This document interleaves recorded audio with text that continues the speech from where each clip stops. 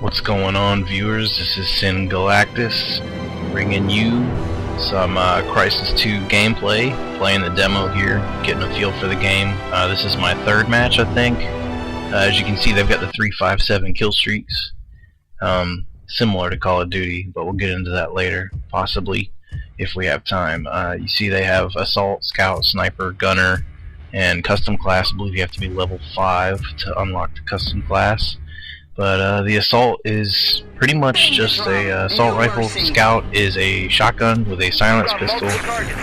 And of course Sniper and Gunner are pretty self-explanatory. Still getting a feel for this game. I want to say it's a little Halo-esque, but it's not. It's not a setting of outer space, it's just a setting of the future. So you're using normal guns and things of that nature.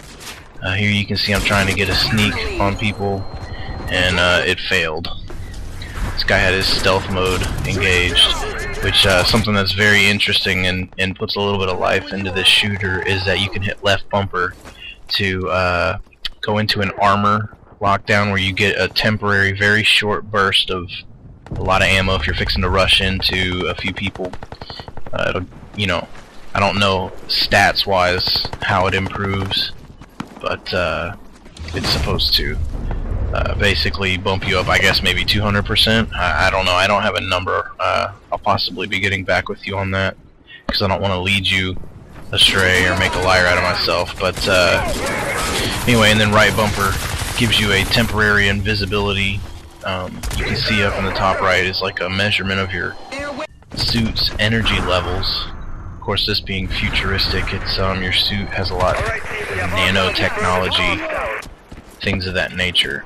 I don't do so well at first. I tried messing around with the shotgun class, haven't done that before. And as with in Call of Duty, I don't really use it because it's so limited. But I do a lot better as time progresses at flanking and using my power-ups, in other words, left bumper, right bumper, armor, invisibility. And I get a couple of nice little melee kills. So far, it seems like a pretty good game. With Homefront coming out, though, it's looking a little bleak. From what I've seen from Homefront, I'm expecting a lot more than Crysis 2 has to offer. Crysis 2, don't get me wrong, it's fun. Is it worth $60? I can see that. I can definitely see that it being worth $60. But is it worth $60 right after dropping $60 on Homefront? I doubt it. You see I just had my epic fail.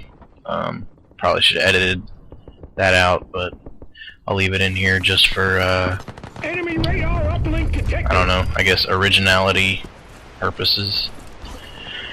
So, again, Homefront is really my main focus for the month of March. I'm really hoping to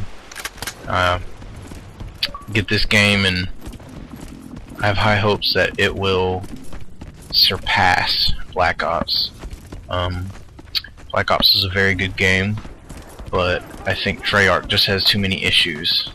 I feel like they rushed it off the shelf, basically, and I say that because, you know, I think the last update they did was March 2nd, March 3rd, and it was the 7th update since releasing in November, second week of November, so it averages almost an update every 2 weeks, and to me that just shows that, you know, there are a lot of things that they didn't bother tampering with or testing before it made it to the shelves.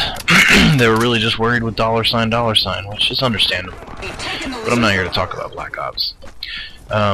Crysis 2, the overall feel of the game. It's a fairly typical shooter. Graphics are pretty good, as you can see. I didn't have my graphics turned all the way up, because the higher you turn them up, it takes significantly more memory, I guess, data. So it's a lot longer to upload, a lot harder to edit, etc., etc. So I turned them down about halfway, so this is running at about 7.5 megabytes a second. And that's before the render and the editor, so that may or may not tamper with it at all. Not exactly certain, but it's still, the game does have pretty decent graphics. Not as good as I was hoping, because I heard so much about Crysis 1 and it being a quote benchmark for graphics. Never played it, but you know, here I am on Crysis 2 on the demo, and so far I like it. I like it. I may not get it immediately though. Again, my hopes are with Homefront. So I guess only time will tell, you know, what Homefront has to offer and what Crysis 2 has to offer. We'll see which ones do better on the shelves, but definitely not going to take away from Crysis 2. It is a good game if you enjoy first-person shooters and as a whole. You know, it definitely turn you on to this game. It's pretty fun. It has a lot of elements. It's got really fast sprinting. Of course, it's futuristic nano suits, things of that nature. So if you're into that kind of stuff, this is definitely for you. It is a little confusing. The layout, because it's aimed on being so futuristic, the layout is confusing, and it is a little different. For example, the button layout is much different.